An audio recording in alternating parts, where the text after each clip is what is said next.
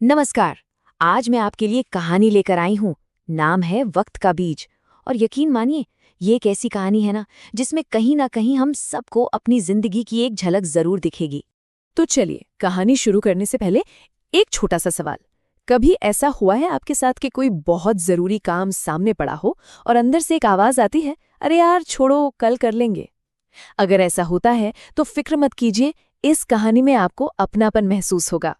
और हमारी आज की जो कहानी है वो एक ऐसे ही लड़के की है जिसकी पूरी दुनिया बस इसी एक शब्द के आसपास घूमती थी, कल।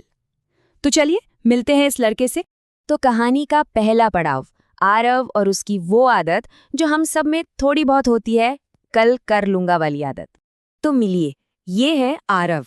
एक छोटे से खूबसूरत गांव में रहता है। लड़का होशियार है, समझदार है, सब कुछ अच्छा है। बस एक बहुत बड़ी कमी है, और वो है टाल मटोल। मतलब हर काम को टालने की आदत। चाहे वो पढ़ाई हो, घर का कोई काम हो, या किसी की मदद ही क्यों ना करनी हो, उसका तकिया कलाम एक ही था, कल कर लूंगा। अब देखिए, एक ही घर में दो अलग अलग दुनियाएं बसती थीं। एक तरफ थे आरव के पिता, एक मेहनतकश किसान जो सूरज उगने से भी पहले अपने खेतों में पहुंच जाते थे। और दूसरी तरफ था आरव, जो हर जिम्मेदारी से मुंह मोड़कर बस अपने मोबाइल फोन में डूबा रहता था। जाहिर है, यहीं से घर में वो एक तनाव की शुरुआत होती है। आरव की ये जो छोटी सी आदत थी ना, वो बहुत जल्द एक बड़ी मुसीबत बनने वाली थी। और कहानी यहाँ से एक ऐसा मोड़ लेती है जहां आरव को मिलती है समय की पहली चेतावनी। हुआ यूं कि एक दिन उसके पिता ने उसे बुलाया और कहा, बेटा मौसम अच्छा है, बीज बोने का बिल्कुल सही समय है, चल आज मेरी मदद कर दे। और आरव, उसका जवाब तो आपको पता ही है, पापा आज नहीं, कल कर लूंगा। पर वो कल आया ही नहीं। कुछ ही दिन बाद अचानक जोरों की बारिश हो गई, खेत पानी से भर गए, लेकिन बीज तो बोए ही नहीं गए थे। नतीजा, पूरी की पूरी फसल बर्बाद।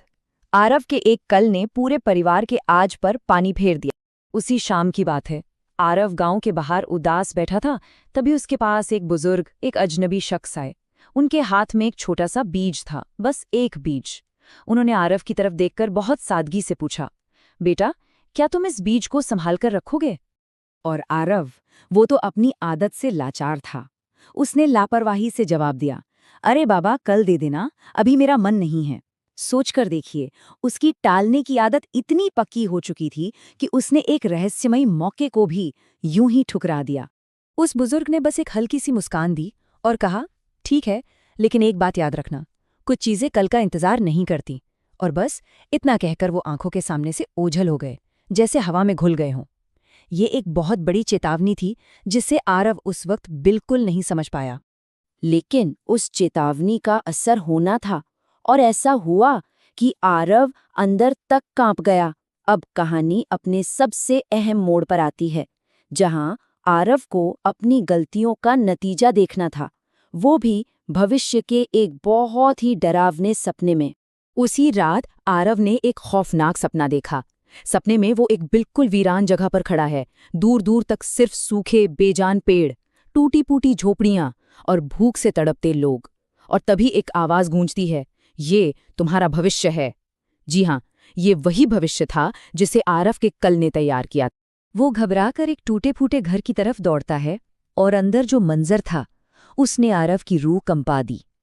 उसके अपने माँ बाप बिल्कुल बूढ़े, कमजोर, और उनकी आंखों में सिर्फ अफसोस। उसकी माँ की आवाज में दर्द था जब उन्होंने कहा, बेटा, काश काश तुमने सही वक्त पर मेहनत कर ली होती। ये देखना उसके लिए बर्दाश्त से बाहर था। और तभी सपने में वही बुजुर्ग फिर से सामने आए। इस बार उनकी आवाज में एक ठहराव था। उन्होंने कहा, मैं समय हूं।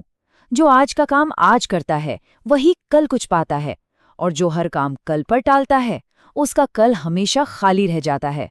ये शब्द आरव के दिल में तीर की तरह लगे। उसे अपनी गलती का, अपनी हर एक गलती का एहसास हुआ, और वो रोते रोते बस एक और मौके की भीख मांगने लगा। और जानते हैं क्या? उसे वो मौका मिला।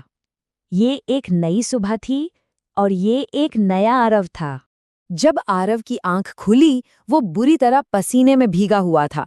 उसने बाहर देखा, एक नया सूरज उग रहा था, और वो सिर्फ एक नया दिन नहीं था, वो आरव की नई जिंदगी की शुरुआत थी। इस बार उसने एक पल की भी देरी नहीं की, सीधा अपने पिता के पास पहुंचा और बोला, पापा आज से कोई कल नहीं होगा, जो होगा आज होगा। और बस उस दिन से वो बदल गया। उसने जी लगाकर पढ़ाई शुरू की, खेतों में पसीना बहाया, घर में माँ का हाथ बटाया और तो और गांव के छोटे बच्चों को पढ़ाना भी शुरू कर दिया। तो इस बदलाव का, इस मेहनत का नतीजा क्या निकला? कहानी का ये आखिरी हिस्सा हमें यही बताता है कि जब हम वक्त की कद्र करते हैं तो वक्त हमें क्या लौटाता है। ये है वक्त के असली बीज की कहानी। देखते ही देखते उसकी मेहनत रंग लाने लगी।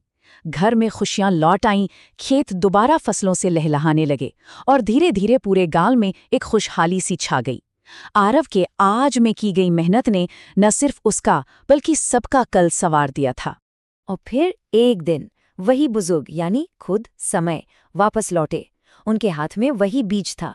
उन्होंने आरव को देखकर कहा, अब तुम इसके हकदार हो। आरव ने साबित कर दिया था कि अब वो मौके की अहमियत समझता है। आरव ने पूरे सम्मान के साथ उस बीज को जमीन में बोया और कमाल देखिए, कुछ ही वक्त में उस छोटे से बीज से एक विशाल हरा भरा पेड़ निकल आया। वो पेड़ आरव की मेहनत, उसकी लगन और उसके बदले हुए नजरिए का एक जीता जागता प्रतीक था। उस पेड़ के नीचे एक छोटी सी तख्ती पर इस पूरी कहानी का निचोड़ लिखा था। आज किया गया काम ही कल का भविष्य बनाता है। और शायद यही इस कहानी का सबसे बड़ा सबक है ना? कि जो आज हमारे हाथ में है उसे कल पर कभी नहीं टालना चाहिए, क्योंकि हमारा भविष्य कहीं और नहीं, हमारे आज के कामों में ही छिपा है।